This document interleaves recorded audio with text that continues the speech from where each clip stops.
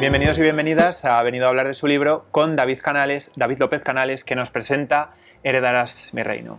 Lo primero, gracias por haber venido. A vosotros por invitarme. ¿Cómo estás? Pues muy bien, muy bien. Aquí... Y bueno, ¿cómo surgió este libro, esta obra? Que me ha enganchado desde la primera línea, vamos. Bueno, surge por una cabezonería, porque fíjate, yo creo que es un tema que no sabemos en realidad lo que ha pasado, ¿no? Que es el de la crisis de la corona en esta última larga década, pero creo que a la gente no le importa. Y digo que es una cabezonería porque me empeñé aún así en escribir este libro para contar lo que ha pasado. ¿Crees que no le importa o es una cosa que ya se ve que fue hace nada, pero dices, bueno, es que esto ya pasó, ¿no? O como... Creo que es una mezcla, ¿no? Es decir, por un lado, como que es algo que se siente que ya pasó, ¿no? Como que, sobre todo los escándalos de Juan Carlos y esa recta final de caída en picado de Juan Carlos se da como amortizado y como algo ya pasado. Y no se ve que es una historia en presente continuo, que se sigue escribiendo y se sigue viviendo tanto en la Casa Real como nosotros para los españoles, ¿no? Porque la Casa Real al final representa la jefatura del Estado. Pero por otro lado creo que no importa. Creo que vivimos en una época en la que los hechos, desgraciadamente, y no solo con este tema, han dejado de importar. Importan más las emociones que generan esos hechos, ¿no? Que lo vemos día a día en el Congreso, en la política, con cualquier tema prácticamente. Y que por eso digo que el punto de que no importa. Es decir, como que ya ha pasado y no importa lo que suceda ahí o lo que haya sucedido o lo que pueda estar sucediendo. Para recordar hasta, porque es verdad que la sociedad tenemos muy poca memoria, ¿no? Somos gente muy desmemoriada en líneas generales y lo que tú dices, que te dejas llevar por una emoción, bueno, pues ha hecho esto, bueno, ¿qué más da? Me cae bien o me cae... A veces también es un poco en contraposición, ¿no? Pues me gusta más esta figura que esta figura, entonces le perdono todo lo que haya hecho. Entonces, expongamos los hechos así, vamos a recordar un poquito por qué este libro. Bueno, ¿por qué este libro? Porque hemos pasado en 10, 12 años, ¿no? Además, este año se cumple, ¿no?, el 10º aniversario de la abdicación y de la coronación del rey Felipe. Hemos pasado prácticamente en 10 años, 12 años, desde la cacería de Botsuana, de tener un rey que era Juan Carlos en máximo esplendor, ¿no?, de máximo prestigio, muy bien valorado por los españoles, a tener ese rey que ha acabado protagonizando escándalos, exiliado, huido o refugiado en otro país, investigado tanto en España como en Suiza y habiendo declarado él mismo delitos que ha cometido, ¿no?, con delitos fiscales en este caso y otros muchos delitos que no se han podido juzgar porque ha estado protegido por la Constitución por la inviolabilidad o porque habían prescrito esos delitos. Hemos pasado a tener una familia real reducida a la mínima expresión de solo 4 miembros, ¿no?, que son Felipe, Leticia y las 2 hijas, porque el resto de los miembros de la familia pueden ser tóxicos. Hemos pasado a tener al yerno del rey, ¿no?, Iñaki Urdangarín, en la cárcel, a la infanta Cristina sentada en un juzgado. Es decir, todo eso ha pasado en 10, 12 años. Y, o sea, yo suelo decir a veces, ¿no?, si un guionista se hubiera puesto a escribir esta historia, nunca hubiera imaginado todo lo que ha pasado en solo 10 años. Bueno, es que yo siempre digo que, bueno, sí, han hecho un The Crown a la reina Isabel II, sí, ha tenido una vida interesante, pero la vida de Juan Carlos I ha sido muchísimo más interesante y tiene muchos más giros de guión, que además es una cosa que mencionas en el libro, lo de esos giros de guión, que Isabel II. O sea, la vida de el rey Juan Carlos ha tenido absolutamente de todo. De todo. Ha tenido de todo y lo hemos empezado a conocer claramente, ¿no?, que se han enfocado las zonas de sombras que no las conocíamos estos últimos años, pero sí ha tenido absolutamente de todo, empezando por él, ¿no?, por el personaje del propio rey, que yo es de lo que hablo también en el libro, ¿no?, porque no solo los escándalos que han pasado en la Casa Real, sobre todo con Juan Carlos, y que afectan, ¿no?, y que hacen, en mi opinión, hacen también sospechosos a otros miembros de la familia, y esas sombras cubren todavía a los reyes actuales. Pero lo que quería decir es que incluso esos escándalos que han afectado a Juan Carlos no es, como ahora parece, ¿no?, un político más, sino que Juan Carlos era el símbolo de una España y durante muchos años tanto Juan Carlos como la familia era un símbolo, con lo cual en el momento que cae Juan Carlos lo que cae es ese símbolo, que es lo que yo intento explicar en el libro, y de ahí lo que me parece a mí la gravedad también de lo que ha pasado, ¿no?, que el derrumbe del rey Juan Carlos, porque en mi opinión se ha derrumbado totalmente, es el derrumbe de un símbolo y de una España, no el derrumbe de un político cualquiera que pudiera estar acusado de corrupción o metido en algún escándalo. Ese derrumbe del símbolo del que hablas, evidentemente, ¿tiene posibilidad todavía de rehabilitación pública? Bueno, yo creo que tiene posibilidad de rehabilitación pública de una parte de España, pero no es que tenga la posibilidad, es que eso está sucediendo. Es decir, hemos visto con las investigaciones judiciales que mencionaba antes, cómo hay partidos políticos, sobre todo los partidos más conservadores, como el Partido Popular o Vox sobre todo, que han llegado a decir que había que pedir perdón al rey Juan Carlos porque era inocente y se le había acusado injustamente. Cuando el rey Juan Carlos, y lo han demostrado, no es que lo diga yo, es que estos son hechos probados de las investigaciones judiciales, es un rey corrupto y él mismo ha confesado y ha declarado esa corrupción al hacer regularizaciones fiscales a Hacienda en las que reconocía que tenía dinero en el extranjero por el que no había pagado los impuestos que correspondían. Y esa es una mínima parte de esa parte escandalosa.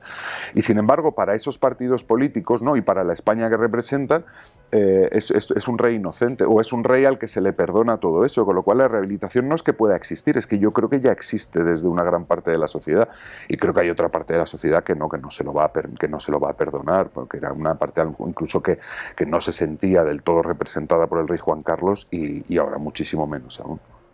De todos los escándalos de los que mencionas, los que hemos visto, los que mencionas en el libro, porque además tú lo que haces en las páginas de esta obra, tú comentas, por ejemplo, esto que me has dicho, ¿no? De los políticos han dicho esto, pero tú dices, mira, los hechos son estos.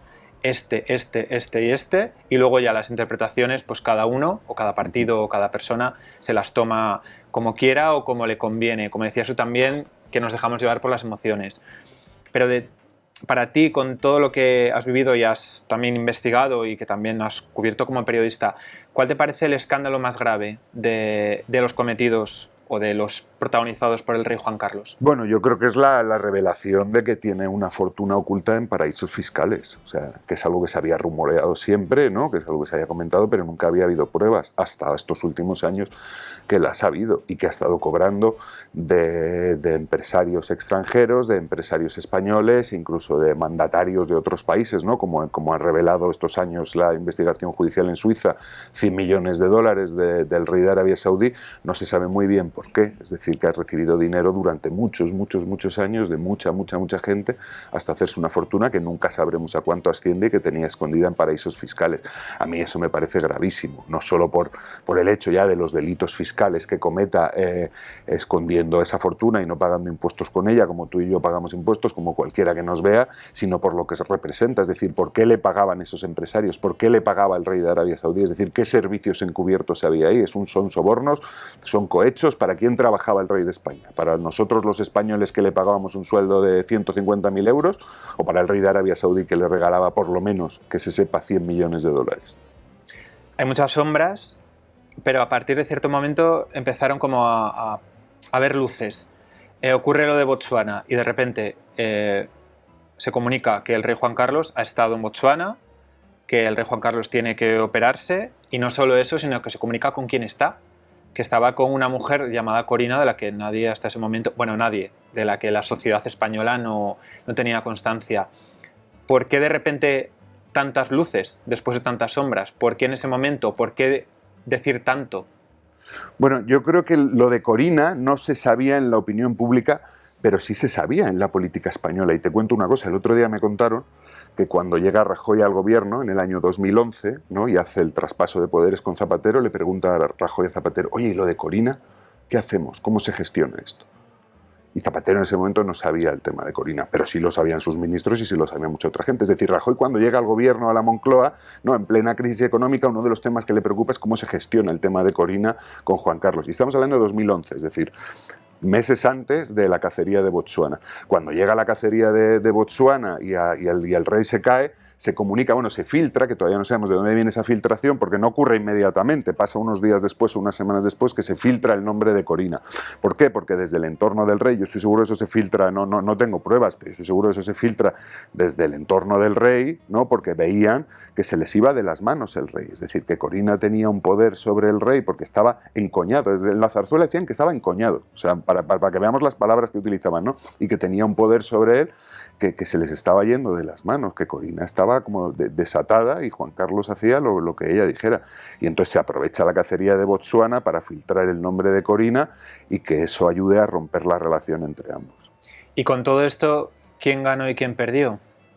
Bueno, con esto han perdido todos, como hemos visto con el tiempo, ¿no? Sobre todo porque a raíz de esa filtración del nombre de Corina, Corina empieza a convertirse en un enemigo que no era, y Corina es la que al final ha expuesto todo lo que era en realidad Juan Carlos, o la que nos ha iluminado, muchas veces sin ella quererlo, ¿no? Pero es la que nos ha iluminado esa parte de sombras del reinado de Juan Carlos, que si no probablemente nunca hubiéramos conocido. Claro, al final se convirtió en una amenaza.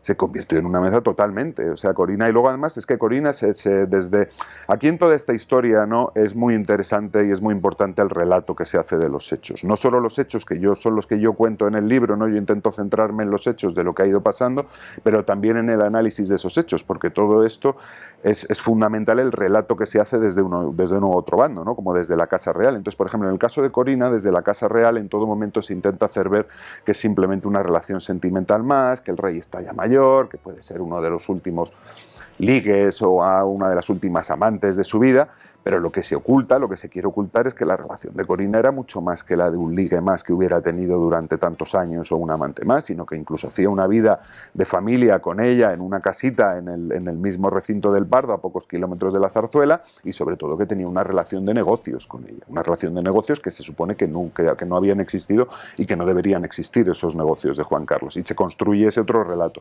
Lo que pasa es que con esa construcción empiezan a meterse en un enfrentamiento con Corina, que Corina acaba convirtiéndose no solo en una amenaza para Juan Carlos, por esa disputa que tienen de 100 millones de dólares que uno le regala, que el otro recibe, que los dos están intentando blanquear, sino que se convierte en una amenaza para la corona. Hemos sabido muchas cosas de Felipe y Leticia porque las ha filtrado Corina, para hacer daño a la corona, porque se convierte, hay un momento que coincide justo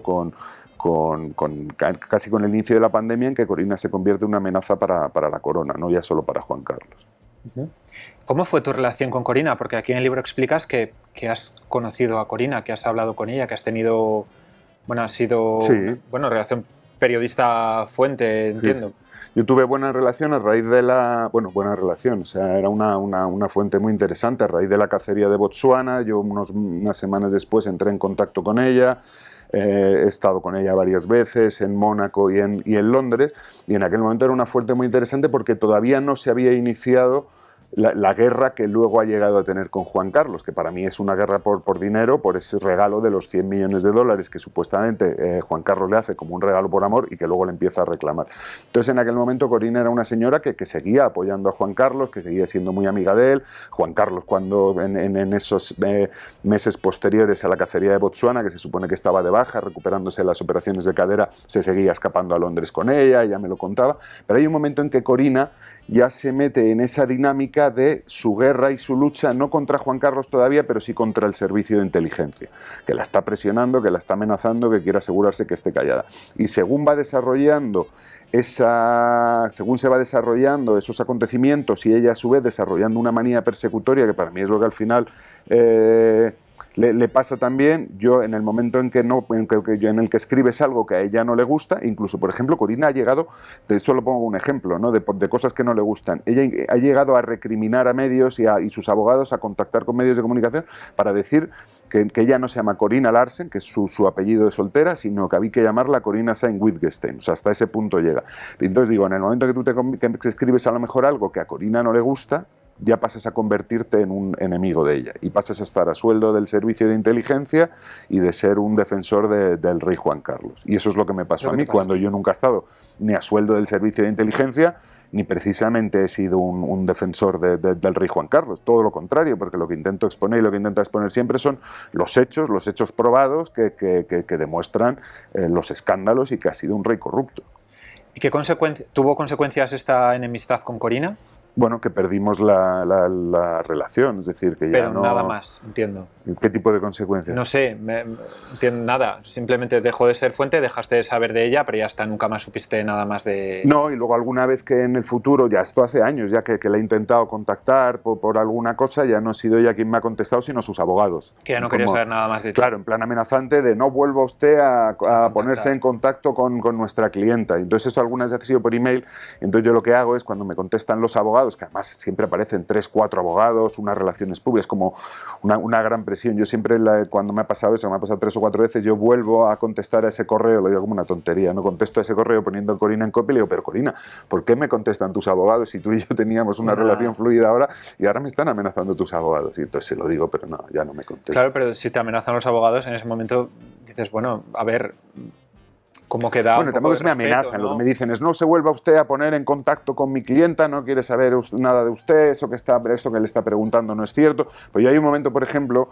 que a raíz de la pandemia, ¿no? Justo en el momento de la pandemia, que es cuando se descubre que lo de las fundaciones en los paraísos fiscales de Juan Carlos, y no solo de Juan Carlos, sino que Felipe aparece como beneficiario de esas fundaciones, que es ese momento que coincide con la declaración del estado de alarma, en el que Felipe castiga públicamente a su padre, diciendo que él no sabía nada de esas fundaciones, que ya ha mandado que se quite su nombre y que ha renunciado a la herencia. Todo esto es, de nuevo, construcción de relato, porque esto es lo que dice la Casa Real, pero no tenemos pruebas, jamás nos han enseñado pruebas de que realmente Felipe solo lo supiera cuando se entera por Corina de que él figura en esas fundaciones. No hemos visto pruebas de que ya no esté en ellas, no hemos visto pruebas de nada, es solo el relato de la casa.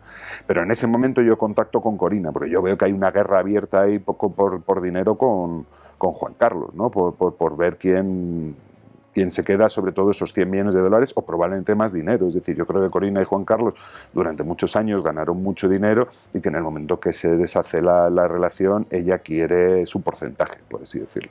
Y entonces esa es la última vez, bueno, esa es una de las últimas veces que yo contacté con ella y entonces, claro, me contestaban sus abogados, esto no es por dinero, esto va, no, aquí el dinero no es la cuestión y no sé qué, o sea, desmintiendo que fuera una guerra por dinero, cuando es evidente que es una guerra por dinero.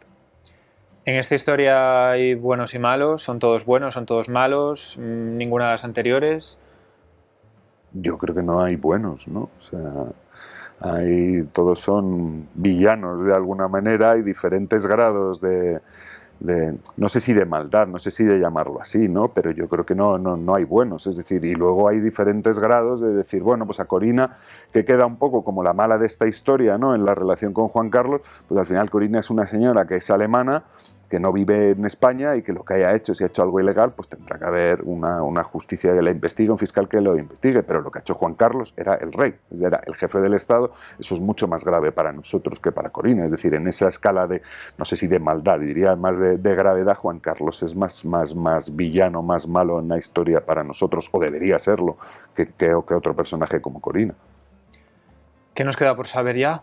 Porque se nos avecina algún otro escándalo, así sacando un poco la bola de cristal o después de esta investigación, ¿crees que todavía puede quedar algo más por salir o ya lo hemos visto todo lo que teníamos que ver? No, yo creo que lo que hemos conocido es una pequeña parte nada más de lo que ha pasado, porque todos los escándalos de estos últimos años relacionados con Juan Carlos, no con el rey Juan Carlos, que repito, que no solo son con Juan Carlos, es decir, que también envuelven de sombras al resto de la familia, incluido a Felipe. Además es que Felipe ha vivido 40 años bajo el mismo techo. Felipe sabía perfectamente lo que hacía el padre y lo que pasaba en esa casa. Todo eso hemos conocido una pequeña parte que es la que está relacionada con Corina, pero Corina solo ha pertenecido a la vida del rey Juan Carlos durante unos años. ¿Qué pasa en los otros 30 años en los que no estaba Corina? Y en los años de él como príncipe, ¿qué pasa con todas esas cosas que no han salido a la luz? Nos quedarían muchísimas cosas por conocer, porque yo creo que esto lo que ha salido es la punta de un iceberg, pero creo que nunca las vamos a conocer. Bueno, y eso era, digamos que Juan Carlos supone el pasado, Felipe el presente, pero en el libro también mencionas la figura de Leonor, que supone el futuro. Presente, bueno, futuro inmediato, como princesa de Asturias, futuro como reina de España. ¿Cómo ves este futuro de la princesa Leonor?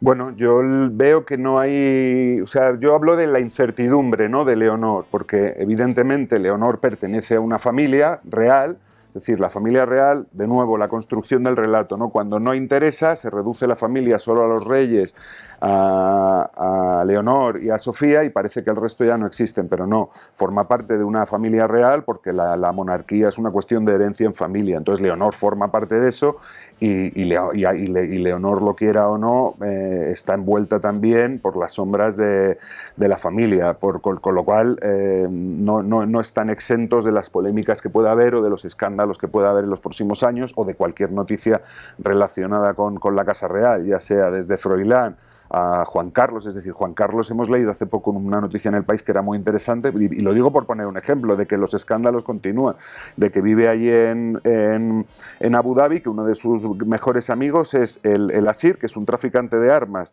perseguido y buscado por la policía española y francesa, que está ayudando, que esto lo contaba el periódico El País en el quinto párrafo de la noticia, que está ayudando a Juan Carlos a monetizar su figura.